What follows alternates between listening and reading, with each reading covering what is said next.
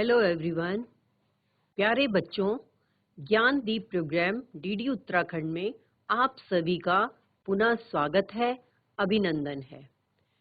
बच्चों, आज मैं आपको मैथमेटिक्स का चैप्टर नंबर 5 प्रारंभिक आकारों को समझना इसके बारे में डिस्कस करेंगे।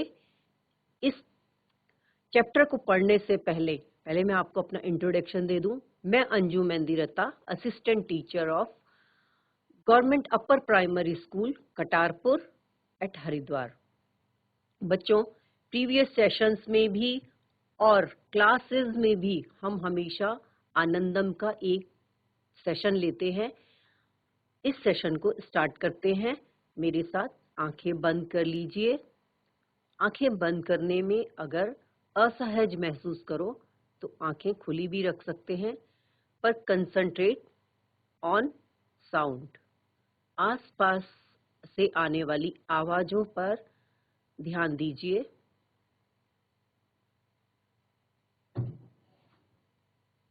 आवाजें आ रही है,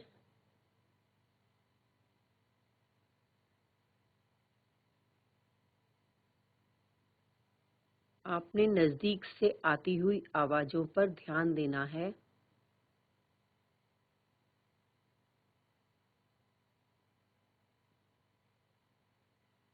आवाज पंखे की हो सकती है,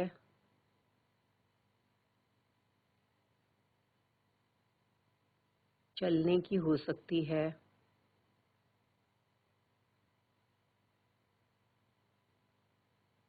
घड़ी की आवाज हो सकती है।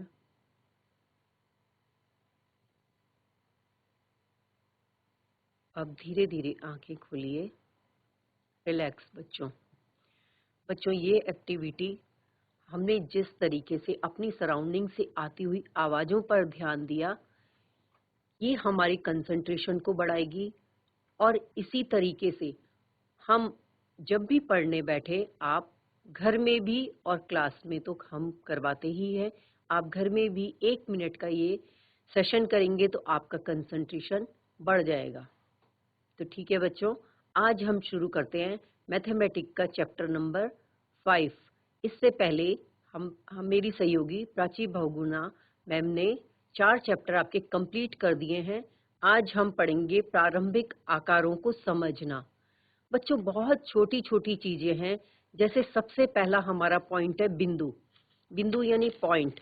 इसकी ना तो कोई लंबाई होती है और ना कोई चौड़ाई होती है। देखिए बच्चों, जैसे हमने एक ये डॉट इसमें हमने बनाया, ये एक डॉट, ये एक बिंदु है। इस बिंदु की सहायता से हम क्या करते हैं बच्चों, सर्किल भी बनाते हैं, कोई रेखा भी बनाते हैं।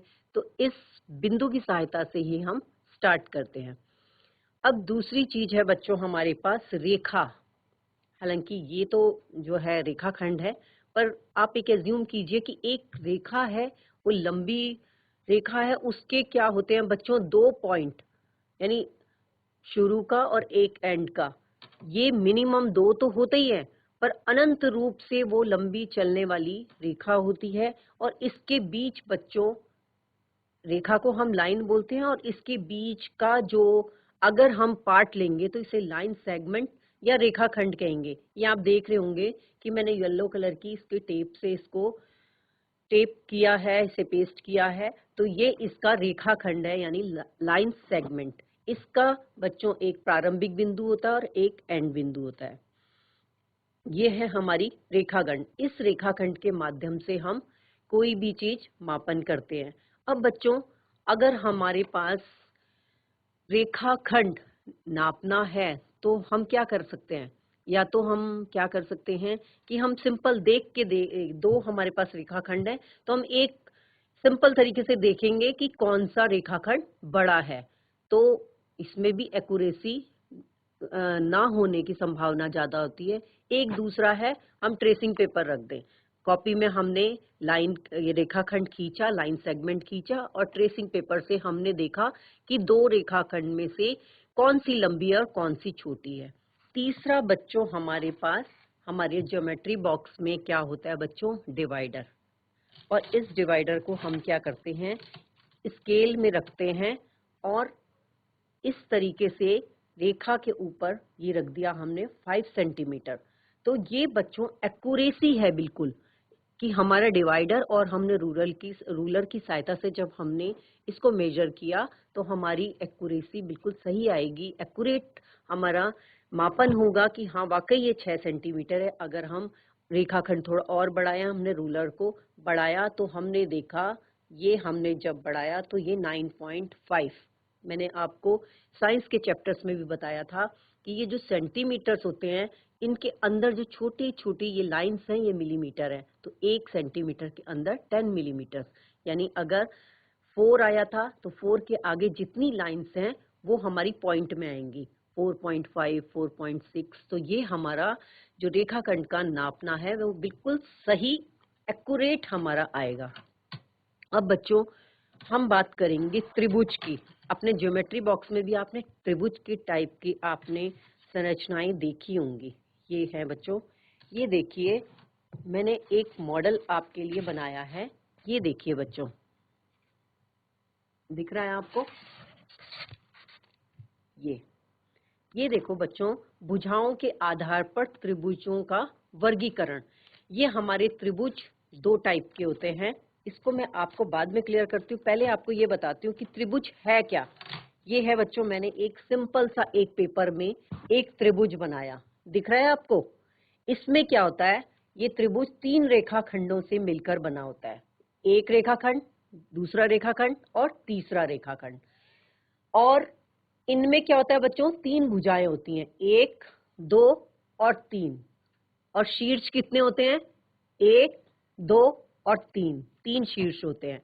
और बच्चों इसमें जो अंदर अंतःकोण होते हैं, इनके जो इधर ये कोण है इनको हम अंतःकोण बोलेंगे। और इन तीनों अंतःकोणों का योग 180 डिग्री होता है। ठीक है बच्चों?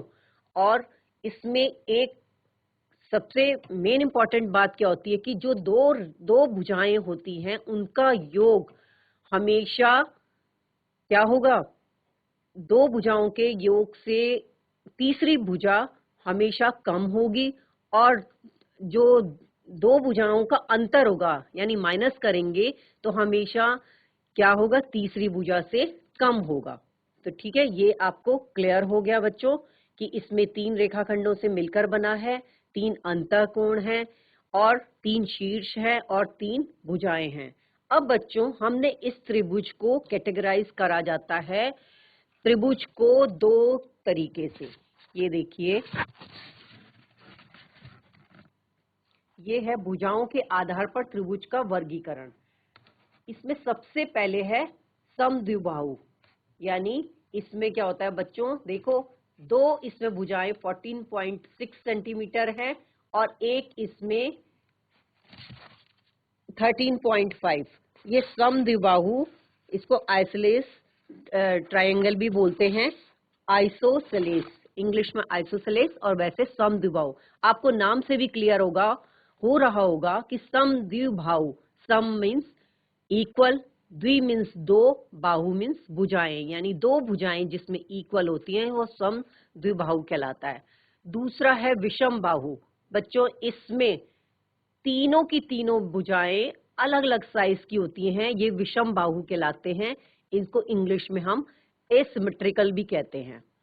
तीसरा हमारा समबाहु, ये तो नाम से ही क्लियर हो रहा है ना बच्चों कि इनकी तीनों भुजाएं, देखिए आप 14.5, 14.5 एंड 14.5 सेंटीमीटर की है, इसीलिए ये समबाहु यानी तीनों की तीनों भुजाएं क्या है, समान है। इसे इंग्लिश में हम इक्विलेटरल लेटरल ट्रायंगल भी बोलते हैं। तो ये हमारी भुजाओं यानी साइड्स के आधार पर त्रिभुज का वर्गीकरण 3 टाइप से हुआ। अब हम एंगल्स, कोणों के आधार पर त्रिभुज का वर्गीकरण करेंगे। नंबर 1 है बच्चों न्यून कोण त्रिभुज। अभी मैं आपको कोण समझाऊंगी तब आपको और क्लियर हो जाएगा कि इसमें पहला वाला क्या है, न्यून कोण। न्यून कोण, ये पहला वाला न्यून कोण त्रिभुज, इसमें बच्चों क्या क्या क्या होता है, जिसमें सभी कोण 90 डिग्री से कम होते हैं, ये न्यून कोण त्रिभुज कहलाता है। दूसरा है समकोण त्रिभुज। इसको न्यून कोण को बच्चों एक्यूट एंगल ट्रायंगल भी बोलेंगे। समकोण त्रिभुज, इसमें एक कोण 90 डिग्री का होता है। ये अभी मैं आपको कोण को और क्लियर करूंगी, तब आपको समझ आ जाएगा। और इसको हम राइट एंगल ट्रायंगल भी बोलते हैं। तीसरा बच्चों है अधिक कोण, इसको ऑब्ट्यूज ट्रायंगल बोलेंगे। एक कोण, इसमें अधिक कोण होता है। ये आपको त्रिभुज क्लियर हो गए होंगे। अब मैं आपको क्लियर करती हूँ कोण। अब बच्चों कोण होता क्या है? कोण क्या होता है बच्चों? जब दो रेखाएं, जैसे सपोज मैंने ये दो पेंसिल ही ली, इन दो पेंसिल, दो रेखा खंडों की बीच का जो पॉइंट है, इसमें जो कोण बनता है, इससे हम कोण कहते हैं। तो देखिए बच्चों, अब हम स्मार्ट बोर्ड की सहायता से इसे समझते हैं। बच्चों देखिए, हमारा पाठ 5 प्रारंभिक आकारों को समझना। सबसे पहले हमने बात करी थी point. Point in a geometry, यह समतल में एक स्थिति को बताने के लिए एक सूक्ष्म चिन्ह है। इसमें न लंबाई होती है और न चौड़ाई। कलम या पेंसिल की नोक को कागज पर दबाने से जो निशान प्राप्त होता है उसे बिंदु कहते हैं। 0 त्रिज्या वाले वृत्त को बिंदु कहते हैं। बिंदु बिना आकृति व आकार वाले गणित संकेतिक चिन्ह को बिंदु कहते हैं। यह समतल में एक स्थिति को बताने के लिए एक सूक्ष्म चिन्ह है। बिंदु की विशेषताएं: बिंदु की लंबाई 0 होती है, बिंदु की चौड़ाई 0 होती है, बिंदु का क्षेत्रफल 0 होता है, बिंदु का आयतन भी 0 होता है। ये देखिए बिंदु बच्चों हम कैसे करते हैं? प्रकार का सिरा, पेंसिल का नुकीला सिरा या एक सुई का नुकीला सिरा। कागज पर एक पेंसिल के नुकीले सिरे से एक चिन्ह यानी डॉट अंकित कीजिए। सिरा जितना नुकीला होगा, चिन्ह उतना ही छोटा होगा। लगभग एक बिना दिखाई देने वाला सूक्ष्म चिन्ह आपको एक बिंदु की अवधारणा का आभास कराएगा। बिंदु एक स्थिति को निर्धारित करता है। ये देखिए बच्चों, जो मैंने पहले बताया आपको, लाइन और लाइन सेगमेंट, यानी लाइन तो क्या है? अनंत है, और लाइन सेगमेंट हमारी फिक्स है, जिससे हम मापन कर सकते हैं। ये देखिए लाइन सेगमेंट, ये बीच का part. Line segment, each portion of the line segment can be labelled for length. Length को नापने के लिए हमारी ये लेबल किया जाता है। So you can add them up to determine the line segments total length. ये देखिए बच्चों, अगर हमारी छोटे छोटे सेगमेंट हैं, इनको हम जोड़ के हम लेंथ देख सकते हैं। Lines, the set of all points between and beyond 2 points. A line is infinite in length. बच्चों अनंत होती है, लाइन की लंबाई अनंत होती है और लाइन सेगमेंट हमारी फिक्स होती है। ये एक रेखा, ये देखो हमने बता दिया आपको, रेखा अनंत है और रेखा खंड हमारी फिक्स है। ये देखिए लाइंस, पैरेलल लाइंस, इससे प्रीवियस चैप्टर में आपने पढ़ लिया है। पैरेलल लाइंस इंटरसेक्टिंग लाइंस यानी क्रॉस करती हैं जहां perpendicular lines intersect and form right angles. देखो एंगल बना रही हैं ये। Skew lines are on different planes and do not intersect. Parallel lines बच्चों पहले के चैप्टर में आपने पढ़ लिया है कि अनंत तक आपस में मिलती नहीं है। ज्यामिति में समांतर या समानांतर रेखाएं किसी समतल में बनी ऐसी रेखाएं होती हैं जो कभी नहीं मिलती या तभी संभव है जब इन रेखाओं की आपस की दूरी अंतर एक ही रहता है, यानी कभी नहीं बदलता। जैसे बच्चों आपने नदी के किनारे नदी से साइड में चलने वाली अगर आप धाराएं देखोगे तो वो कभी नहीं मिलती हैं, क्योंकि वो एक समान दूरी में चलती रहती हैं और अनंत तक मिलती नहीं है। ये देखिए समांतर रेखाएं बच्चों, इनकी बीच की जो लेंथ होती है वो इक्वल होती है और इक्वली वो एक दूसरे के पैरेलल, एक दूसरे के समांतर चलती हैं। प्रतिच्छेदी रेखाएं, ये भी आपने प्रीवियस चैप्टर में पढ़ लिया है कि इनमें इन दो रेखाओं में एक उभयनिष्ठ बिंदु हो तो वो प्रतिच्छेदी रेखाएं कहलाती हैं। ये देखिए एडजेसेंट, सेम, डायगोनल। बच्चों ये विकर्ण, जब हम किसी चतुर्भुज में या किसी त्रिभुज में, आयत में जब बीच का एक हम लाइन खींचते हैं, इसे डायगोनल कहते हैं। इसे देखिए आप, इस हमारी ये आयत में, चतुर्भुज में, इन सब में जो एक बीच की रेखा है विकर्ण कहलाती है। Used about a straight line at an angle joining two opposite sides of something at an angle. बच्चों मैंने बताया आपको कि कोने में जो कोण होता है उस दो अपोजिट साइड को मिलाने वाली रेखा को हम ये विकर्ण कहते हैं। वर्ग के सम्मुख कोणों को मिलाने वाली सीधी रेखा या वर्ग के एक कोण से दूसरे कोण तक खींची गई सीधी रेखा विकर्ण रेखा कहलाती है। किरण, ये भी प्रीवियस चैप्टर का ही है बच्चों। एक लाइट हाउस से निकली प्रकाश की किरणें, टॉर्च से निकली प्रकाश की किरणें और सूर्य की किरणें। किरण रेखा का वह भाग होता है, यह एक बिंदु से प्रारंभ होती है जिसे इनिशियल पॉइंट कहते हैं और एक दिशा में बिना किसी अंत के विस्तृत होती है। यहाँ दाईं ओर किरण की दी हुई आकृति को देखिए। इस किरण पर दो बिंदु दर्शाए गए हैं। प्रकाशिकी के संदर्भ में प्रकाश के वेव फ्रंट के लंबवत किसी रेखा को किरण या रश्मि कहते हैं। वस्तुतः यह प्रकाश का सरलीकृत मॉडल है। किरण प्रकाश ऊर्जा के प्रवाह की दिशा का द्योतक है। ज्योति की वे अति सूक्ष्म रेखाएं जो प्रवाह के रूप में सूर्य, चंद्र, दीपक आदि प्रज्वलित पदार्थों में से निकलकर फैलती हुई दिखाई देती हैं। बहुभुज, बहुभुज सरल रेखाओं से बने और भुजाओं से घिरी घिरी आयामी आकृति होती है। सरल रेखाओं से बनी सभी बंद आकृति बहुभुज की श्रेणी में आती है। बहुभुज बच्चों नाम से ही क्लियर हो रहा है, बहु माने बहुत सारी, भुज मीन्स भुजाएं। ये देखिए ट्रायंगल, मैंने त्रिभुज का भी आपको बताया, इसमें 3 रेखाखंडों से बनी है तो ट्रायंगल, ट्राई मीन्स 3। क्वाड्रिलेटरल यानी 4 रेखाखंडों से बनी है। पेंटागन 5 रेखाखंडों से बनी है। हेक्सागन 6 रेखाखंडों से बनी है। हेप्टागन 7 रेखाखंडों से बनी है। ऑक्टागन 8 रेखाओं से मिलकर बनी है और नोनागन 9 से और डेकागन 10 से। बहुभुज की परिभाषा, बहुभुज सरल रेखाओं के मिलने से बनी बंद आकृति होती है जिसे आयामी आकृति जैसे आयत, वर्ग आदि को बहुभुज के अंतर्गत आते हैं। बहुभुज में भुजाओं की एक सीमित संख्या होती है। एक वृत्त बहुभुज नहीं है क्योंकि यह एक घुमावदार आकृति है। जिन बिंदुओं पर 2 सरल रेखाएं मिलती है उन्हें शीर्ष कहा जाता है, आंतरिक भाग को बॉडी कहा जाता है। बहुभुज के गुण, यह 3 या 3 से अधिक सरल रेखाओं से घिरी बंद आकृति है। समबहुभुज, नाम से ही क्लियर हो रहा है, सभी भुजाएं समान होती हैं, साथ ही सभी आंतरिक कोण भी समान होते हैं। ये जो बच्चों मैंने अभी आपको कोण समझाए, ये देखिए अब आपको क्लियर हो गया होगा ये कौन सा कोण है बच्चों। 90 डिग्री से कम है, इट मीन्स ये न्यून कोण है। यदि कोई रेखा अपने एक सिरे को स्थिर रखकर घूमती हुई अपनी स्थिति में परिवर्तन करती है तो रेखा के परिक्रमण की माप को कोण कहते हैं। 2 किरणों के बीच के झुकाव को कोण कहते हैं। कोण बनने वाली दोनों किरणों को कोण की भुजाएं कहते हैं। ये देखिए न्यून कोण 90 डिग्री से कम, अधिक कोण 90 डिग्री और 180 डिग्री के बीच अधिक कोण। वृहद कोण रिफ्लेक्स एंगल यानी 180 से और ज्यादा और 360 से कम रिफ्लेक्स एंगल। शून्य कोण बच्चों, ये इसमें स्टार्टिंग में ही अगर देखेंगे तो ये शून्य कोण है, इसमें कंफ्यूज मत करना। 360 डिग्री वाला कंप्लीट कोण है और ये शून्य कोण है।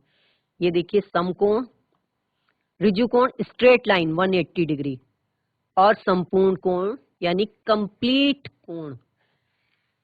ठीक है बच्चों, तो बच्चों अभी आपने स्मार्ट बोर्ड की सहायता से कोणों के बारे में समझा। अब थोड़ा सा प्रैक्टिकली समझ लेते हैं। ये देखिए मेरे पास एक वॉच है।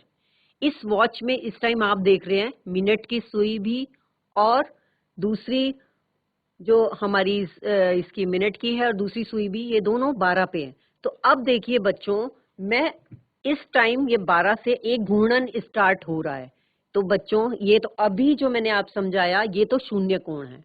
अब जब हम इसको यहाँ 15 पे ले आए तो बच्चों बताओ ये कौन सा कोण है।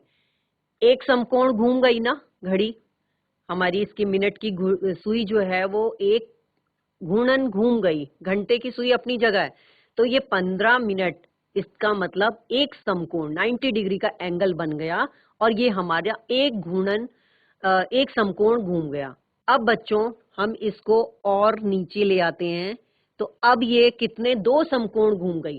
तो 2 समकोण में मैंने बच्चों क्या बताया था आपको, ऋजु कोण, यानी स्ट्रेट लाइन। आपको स्ट्रेट लाइन मिल गई ना, 12 और 6 के एक स्ट्रेट लाइन है, तो हमारा ये ऋजु कोण हो गया। और बच्चों अगर इससे थोड़ा सा मैं इधर ले लूं, तो ये कौन सा कोण होगा, जो 90 डिग्री से ज्यादा है और 180 डिग्री से कम है। क्या बताया था मैंने आपको, अधिक कोण या ऑब्ट्यूज एंगल। ठीक है बच्चों, और आगे बढ़ते हैं। अब हम ऋजु कोण से आगे हम थोड़ा सा आगे बढ़े, तो ये बच्चों 180 डिग्री से ज्यादा, इसका मैंने बताया था आपको रिफ्लेक्स एंगल या वृहत कोण। अब बच्चों और आगे हम चले, हमारा ये 3, 1 समकोण, 2 समकोण, 3 समकोण, यहां तक हमारे 3 समकोण हो गए। अब बच्चों अगर हम इस सुई को और घुमाएंगे और पूरा एक घूर्णन हो गया, एक घूर्णन होने में कितने समकोण हो गए बच्चों, एक 15 मिनट तक एक था, 15 मिनट तक 2 हो गया, 15 मिनट तक 3 हुआ और 15 मिनट तक 4, यानी पूरा एक घूर्णन में 360 डिग्री एंगल घूम गया, और इसको हम कंप्लीट एंगल बोलते हैं। ये देखिए, जैसे मैंने इस मॉडल में भी बनाया हुआ है बच्चों, कि क्या है, ये तो समकोण है 90 डिग्री का, 90 डिग्री से कम न्यून कोण, एक्यूट एंगल, ये समकोण हो गया राइट एंगल। 90 डिग्री से ज्यादा और ऋजु कोण से कम, ये है हमारा अधिक कोण यानी ऑब्ट्यूज एंगल। और ऋजु कोण मैंने आपको स्ट्रेट लाइन को बताया था कि ये है ऋजु कोण, जिसे स्ट्रेट एंगल भी बोलते हैं। अब बच्चों 360 तो कंप्लीट हो जाता है, और अगर हम ऋजु कोण से और 360 संपूर्ण कोण के बीच का हम कोण देखेंगे, तो ये है वृहत कोण, मींस रिफ्लेक्स एंगल। ये 180 डिग्री से ज्यादा और 360 डिग्री से कम होता है। तो बच्चों ये आपने समझ लिया कि किस तरीके से हम एंगल्स देखेंगे। तो आप आज आपने क्या करना है, अपना ज्योमेट्री बॉक्स लेकर चांदे की सहायता से आपने आज एंगल्स बनाने हैं। एंगल्स कैसे बनाओगे बच्चों, सबसे पहले आप समकोण एक 90 डिग्री का आप एंगल बनाएंगे। ये देखिए, ये आपके पास चांदा है, इसकी हेल्प से आप क्या करेंगे, यहाँ इस पॉइंट पे आप पेंसिल की नोक रखेंगे, जो मैंने आपको बिंदु बोला है वो बिंदु एक पॉइंट आप यहाँ करेंगे। फिर स्केल की हेल्प से आप उसमें एक, जैसे ये आपने एक लाइन खींचनी है, यहाँ नीचे खींचनी है, और एक आपका ये पॉइंट। तो बच्चों ये आपका 90 डिग्री का एंगल बन गया। आपने जो ये पॉइंट है और ये पॉइंट है और ये पॉइंट, इन तीनों को आपने मिलाना है, और फिर आपने उसको 90 डिग्री का एंगल बना दिया। अब आप दूसरा 30 डिग्री न्यून कोण कैसे बनाएंगे बच्चों, न्यून कोण आप एक पॉइंट यहाँ, एक पॉइंट यहाँ, और यहाँ जहाँ 30 लिखा है, ये आपका 90 डिग्री से कम का 30 डिग्री का एक एंगल बन जाएगा। फिर आप अधिक कोण कैसे बनाएंगे बच्चों, यहाँ आपका एक पॉइंट, और इधर आप देखेंगे 80 पे आप एक पॉइंट करेंगे, फिर आप ऐसे देखेंगे, ये आपका अधिक कोण हो गया। और ऋजु कोण बच्चों क्या बताया मैंने आपको, स्ट्रेट लाइन, ये आपका पूरा 180 डिग्री है, समझ आ गया। और इससे ज्यादा, अगर 180 से ज्यादा होगा, तो आपका वो रिफ्लेक्स एंगल या वृहत कोण। और बच्चों पूरा घूर्णन हमारा कंप्लीट एंगल हमारा 360 डिग्री होता है। तो बच्चों आज आप त्रिभुज और एंगल को समझ गए हैं। थैंक यू बच्चों।